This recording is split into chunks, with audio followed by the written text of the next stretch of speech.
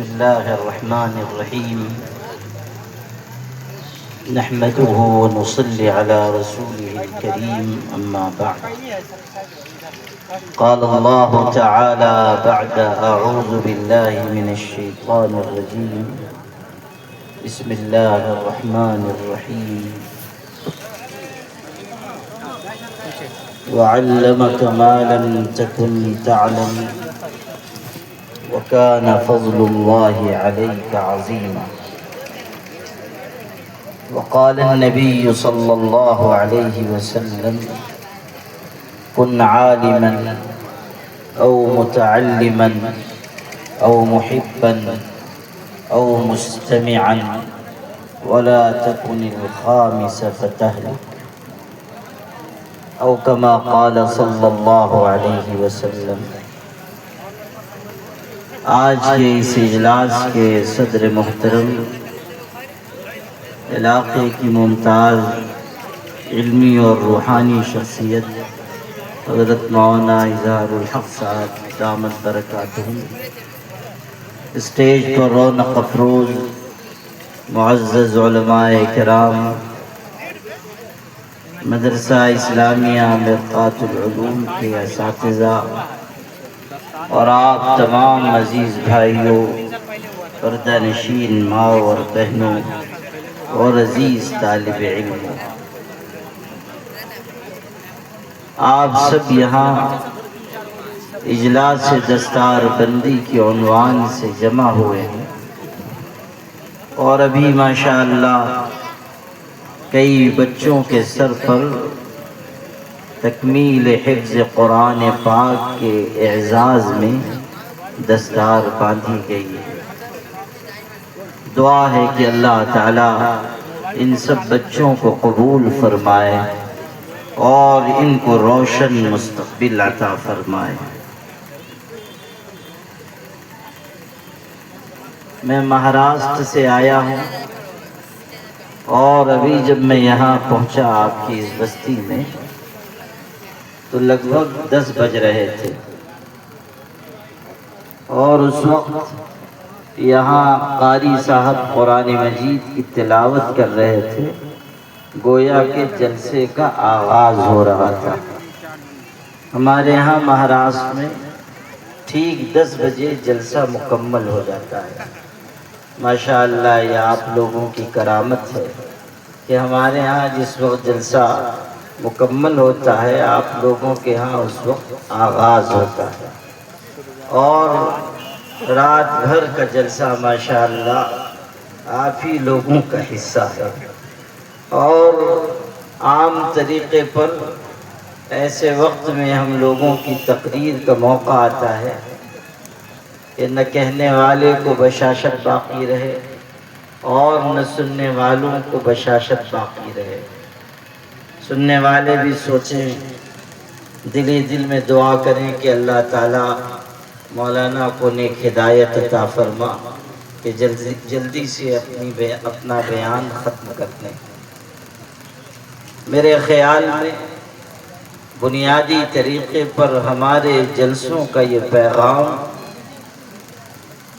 اور ہمارے جلسوں کے ذریعے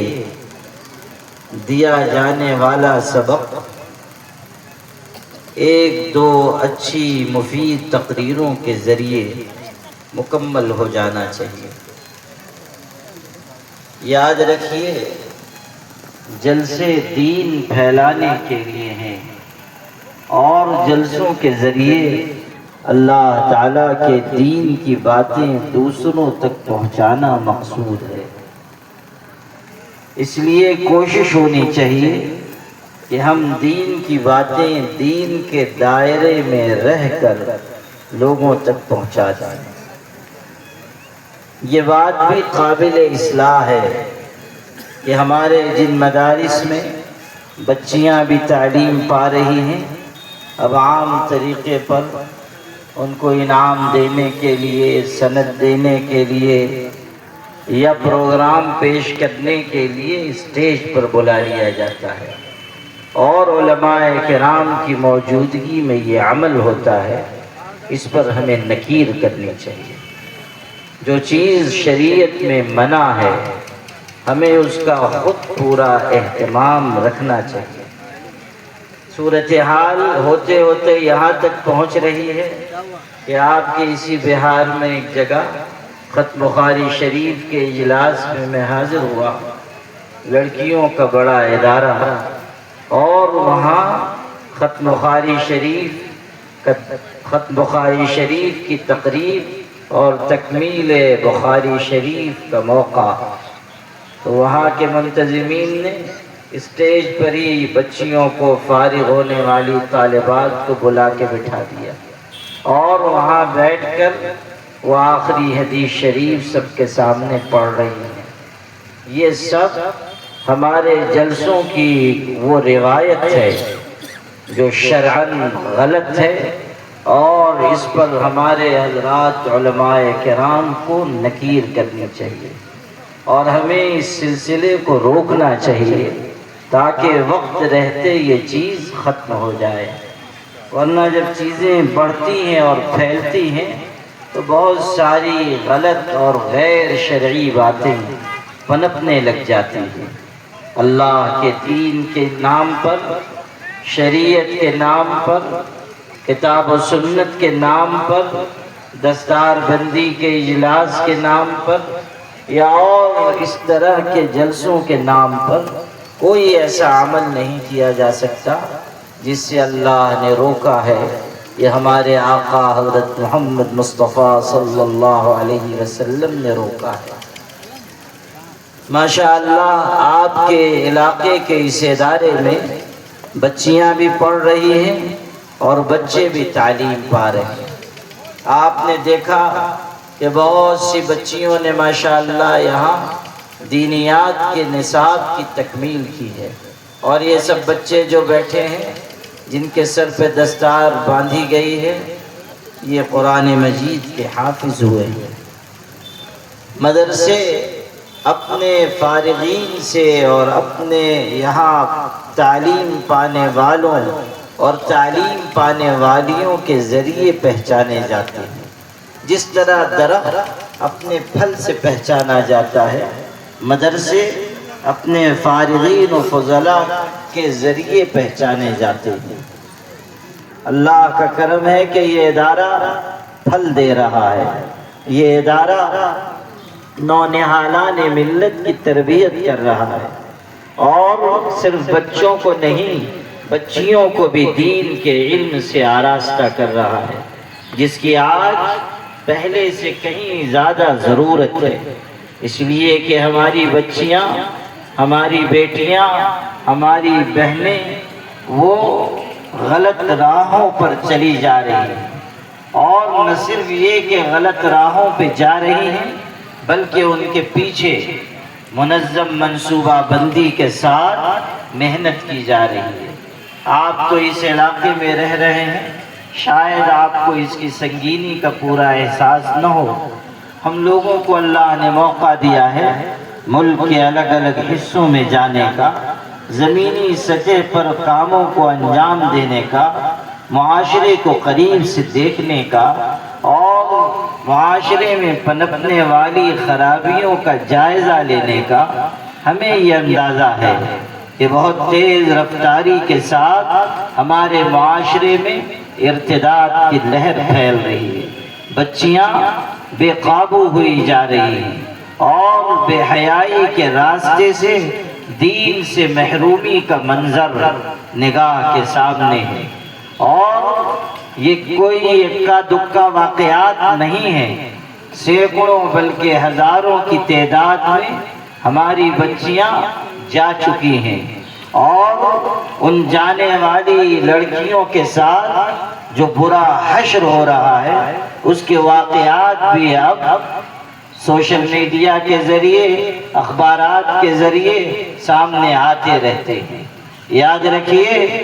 توحید کی امانت کو چھوڑ کر زندگی گزارنا، قرآن مجید سے منہ موڑ لینا،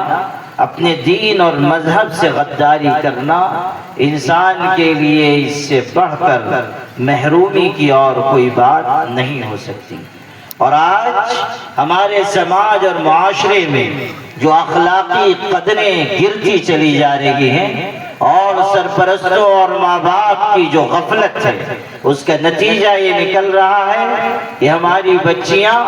عفت و عصمت و عزت و طہارت کے راستے پہ جانے کے بجائے بے شرمی، بے حیائی، ارتداد، کفر، شرک اور نفاق کے راستے پر جا رہی ہیں۔ یاد رکھیے گا، جن علاقوں میں بارش نہیں ہوتی وہاں کی فصلیں تباہ ہو جاتی ہیں، اور جہاں دین کی تعلیم نہیں ہوتی وہاں کی نسلیں برباد ہو جاتی ہیں۔ یہ جو نسلوں کی تباہی کا منظر آج ہماری نگاہ کے سامنے ہے، وہ ہم سب کی مجرمانہ غفلت کا نتیجہ ہے۔ دشمنان دین اور ہمارے حریف اور مد مقابل جو لوگ ہیں، ان کی کوشش، ان کی تدبیر، ان کی محنت، ان کی پلاننگ، ان کی فنڈنگ، ان کی طرف سے سازشیں اور تدبیریں سب اپنی جگہ ٹھیک، لیکن یاد رکھیے اگر ہم نے اپنی نسلوں کو صحیح طریقے سے پروان چڑھایا ہوتا، اگر ہم نے توحید کا نقش بٹھایا ہوتا، اگر ہمارے گھروں میں اللہ اور اس کے پاک رسول صلی اللہ علیہ وسلم کی باتیں بیان کی جاتی رہتی، اگر ہم نے اپنی اولاد کو صحیح رخ پر آگے بڑھایا ہوتا، دنیا کی کوئی طاقت محنت کے ذریعے، تدبیر کے ذریعے، پیسوں کے ذریعے ہماری اولاد کو راہ راست سے ہٹا نہ سکتی۔ لیکن افسوس کہ ہم خود غافل ہوئے اور ہم نے اولاد کی تربیت کے سلسلے میں بھی غفلت برتی، جس کا نتیجہ یہ سامنے آیا کہ آج ہم بے بسی اور بے چارگی محسوس کر رہے ہیں۔ آج ہم خاموش تماشائی بن کر اندر اندر کڑ رہے ہیں اور تڑپ رہے ہیں۔ ملک جس رخ پر جا رہا ہے اور جو صورتحال پورے ملک کی ہے، آپ سے بتانے کی چندہ ضرورت نہیں۔ ایسی نازک صورتحال میں ہمارے یہ ادارے، ہماری یہ درسگاہیں، ہماری یہ دانشگاہیں ہماری آخری پناہ گاہ ہیں۔ یہی ادارے ہمارا سرمایہ ہے، یہ نسلوں کے ایمان کی حفاظت کا ذریعہ ہے، اور یہی ہمیں متوجہ کر رہے ہیں کہ ہم اپنی اولاد کی تربیت کے سلسلے میں متوجہ ہوں، فکر مند ہوں، کوشاں ہوں۔ قرآن مجید کی یہ تعلیم مدرسوں کے ذریعے ہی ہم تک پہنچتی ہے کہ یا ایھا الذین آمنوا قوا انفسکم واہلیکم نارا وقودها الناس والحجارہ عليها ملائكة غلاظ شداد لا يعصون الله ما أمرهم ويفعلون ما يؤمرون۔ ارشاد ربانی ہے کہ اے ایمان والو، یعنی وہ تمام مرد اور عورتیں جنہوں نے اللہ کی ذات عالی پر ایمان قبول کیا، کان کھول کر سنو، تمہاری ذمہ داری یہ بھی ہے کہ تم خود اللہ کے دین کے راستے پر چلو، اپنے آپ کو دوزخ کی راہ سے بچاؤ، اپنے آپ کو جنت کے راستے پر لے جاؤ۔ تمہاری ذمہ داری ہے کہ تمہارے دل میں اللہ کا ڈر ہو، اس کا تقوی ہو، تمہارے اندر اللہ تعالیٰ کی وحدانیت کی عظمت، تمہارے اندر ایمان کی قدر و قیمت۔ تمہاری ذمہ داری ہے کہ تم اس روئے زمین پر اس طرح زندگی بسر کرو کہ تمام باطل طاقتوں کے سامنے اس بات کا اظہار کرو کہ تمہیں جو راستہ پسند ہو تم اس راستے کو اپناؤ۔ ہمارا راستہ توحید کا راستہ ہے، ہمیں اسی پہ جینا ہے اور ہمیں اسی پہ مرنا ہے۔ یا ایھا الذین آمنوا اتقوا اللہ حق تقاتہ ولا تموتن الا وانتم مسلمون۔ مطالبہ صرف اس کا نہیں ہے کہ ہم ایمان پر زندگی گزاریں، مطالبہ اس کا ہے کہ ہمیں موت نہ آئے مگر اس حالت میں کہ ہم مسلمان ہیں۔ ایمان پر زندہ رہنا اور ایمان پر جان دینا یہ ہمیں سکھایا گیا اور اسی کی تربیت ہمیں اپنی اولاد کو دینی ہے۔ صرف ذمہ داری اتنی نہیں ہے کہ آپ دیندار بن جائیں، آپ نمازی بن جائیں، آپ اللہ سے ڈرنے والے بن جائیں، ذمہ داری یہ بھی ہے کہ اپنی اولاد کو بھی سیدھے راستے پر ڈالیں، اپنی اولاد کے لیے بھی فکر مند ہو جائیں۔ ام کنتم شہداء اذ حضر یعقوب الموت اذ قال لبنيه ما تعبدون من بعدي قالوا نعبد إلهك وإله آبائك إبراهيم وإسماعيل وإسحاق إلها واحدا ونحن له مسلمون۔ قرآن بتا رہا ہے کہ یعقوب علیہ السلام جیسے پیغمبر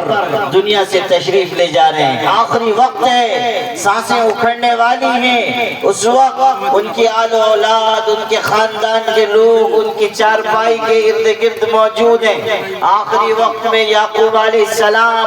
آنکھیں کھول رہے ہیں، اپنی اولاد سے پوچھ رہے ہیں ما تعبدون من بعدی، میرے بعد تم کس کی عبادت کرو گے؟ یعنی پیغمبر کو اگر فکر ہے تو اس کی کہ میری اولاد کس راستے پر چلے گی، میری اولاد توحید پر قائم رہے گی یا نہیں رہے گی۔ پیغمبر کو اس بات کی فکر ہے کہ کہیں میری نسلوں میں شرک نہ آ جائے، ارتداد نہ آ جائے، اللہ تعالیٰ کی عظمت سے یہ محروم نہ ہو جائیں۔ ما تعبدون من بعدی، کس راستے کو تم اپناؤ گے، کس کی تم عبادت کرو گے؟ پیغمبروں کی اولاد ہے اور پیغمبروں کا خاندان ہے، لیکن حضرت یعقوب علیہ السلام فکر مندی اور درد مندی کے ساتھ اپنی اولاد سے پوچھ رہے ہیں تم کس راستے کو اختیار کرو گے؟ اولاد بھی انہی کی تھی، صاف صاف کہا نعبد الہک و الہ آبائک ابراہیم و اسماعیل و اسحاق الہا واحدا، ایک اللہ کی عبادت کریں گے، راستہ ہم چھوڑنے والے نہیں۔ حالات آئیں، مسائل آئیں، مشکلات آئیں، دشواریاں آئیں، رکاوٹیں کھڑی کر دی جائیں، ڈرایا جائے، سہمایا جائے، مارا جائے، راستے میں طرح طرح کی دشواریاں اکٹھا کر دی جائیں، طاقتیں اور قوتیں اپنے تمام اسباب کے ساتھ یلغار کریں، لیکن حالات کی سختی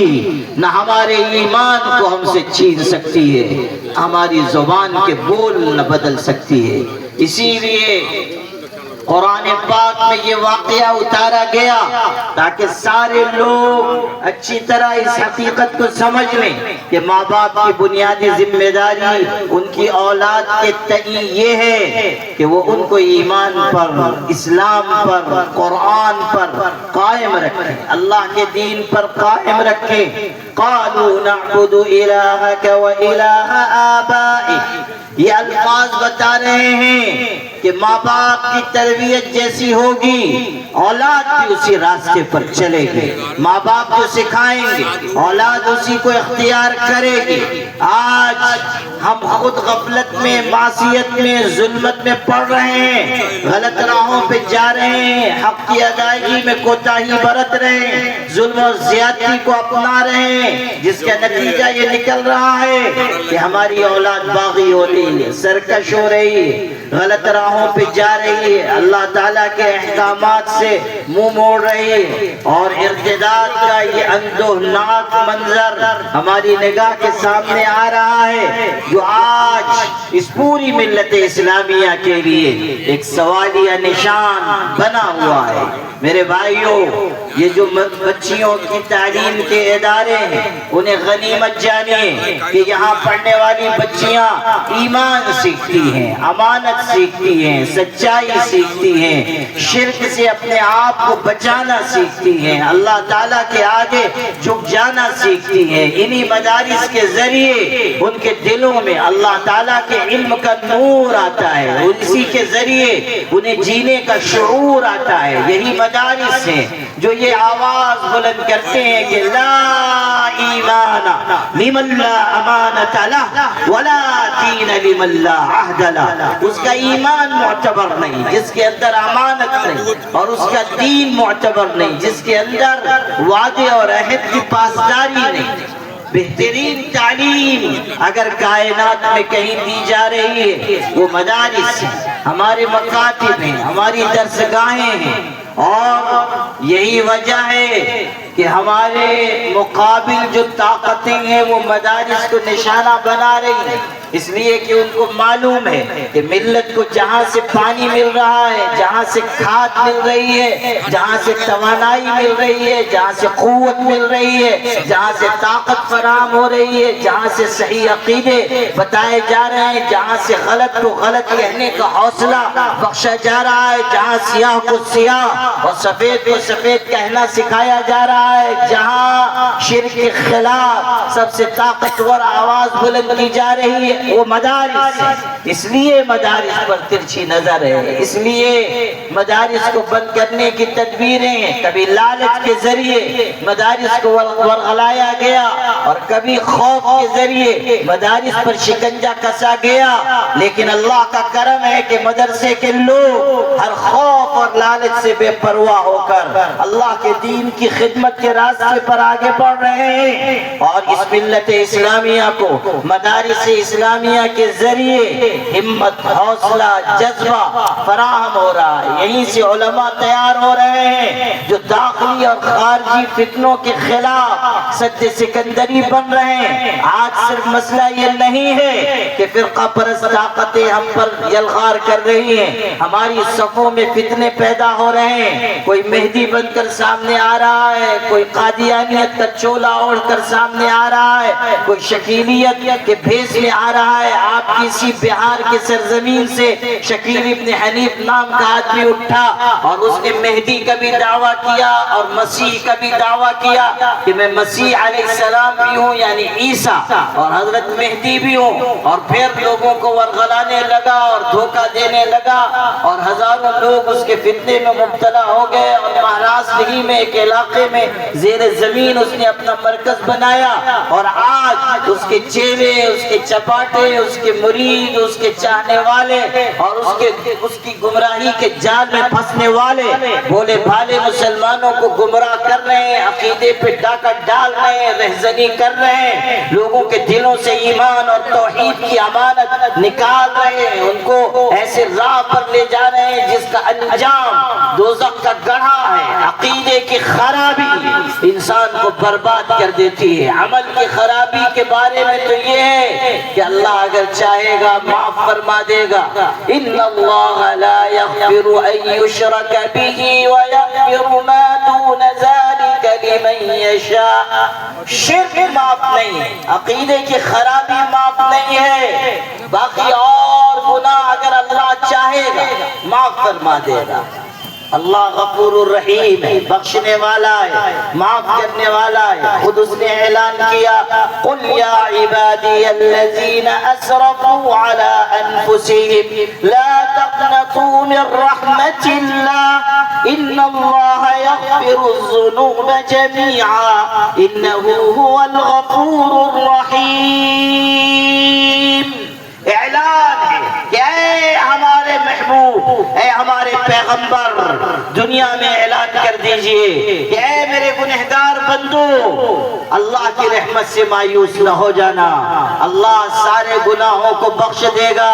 اور وہ بہت بخشنے والا، رحم کرنے والا ہے۔ گنہگاروں کو حوصلہ بخشا گیا، ان کو مایوسی سے نکالا گیا، انہیں نا امیدی کی تاریکیوں سے امید کے نور کی طرف لایا گیا۔ قرآن کی سب سے زیادہ امید دلانے والی یہی آیت ہے، قرآن مجید کی سب سے زیادہ امید دلانے والی آیت۔ حضرات اہل علم نے لکھا ہے ان ارجا آیت فی القرآن ہی، اور اسی آیت کو پڑھ کر سنایا یا عبادی الذین اسرفوا علی انفسهم لا تقنطوا من رحمت اللہ۔ اللہ کی رحمت نہایت وسیع کشادہ ہے، گنہگار اگر آ جائے خدا کے آگے سر جھکا دے، اپنے گھر میں آنسو بہائے، ندامت کا اظہار کرے، پاک پروردگار اس کی ندامت کو قبول کرتا ہے، اس کی توبہ کو قبول کرتا ہے، اس کے گناہ کو مٹاتا ہے۔ وَهُوَ الَّذِي يَقْبَلُ التَّوْبَةَ عَنْ عِبَادِهِ وَيَعْفُو عَنِ السَّيِّئَاتِ۔ اللہ ہی ہے جو بندوں کی توبہ قبول کرتا ہے، گناہوں اور لغزشوں کو معاف فرماتا ہے۔ میرے پیارے بھائیوں، میری پیاری بہنوں، اگر ہم سے گناہ ہو گئے، خطا ہو گئی، غلطی ہو گئی، اللہ تعالیٰ کی طرف لوٹ آئیں، اللہ تعالیٰ کے آگے سر جھکا دیں، اللہ تعالیٰ کے آگے ندامت کا اظہار کریں۔ حدیث پاک میں ہے، حدیث قدسی ہے، ارشاد ہوا یا ابن آدم لو بلغت ذنوبك عنان السماء ثم استغفرتنی غفرت لك ولا ابالی۔ اے آدم کے بیٹے، اگر تیرے گناہ اتنے بڑھ جائیں کہ زمین تیرے گناہ سے بھر جائے، پھر زمین آسمان کے بیچ کا خلا تیرے گناہوں سے بھر جائے، اور تیرے گناہ آسمان کی چوٹیوں تک پہنچ جائیں، پھر تو آئے اور مجھ سے کہے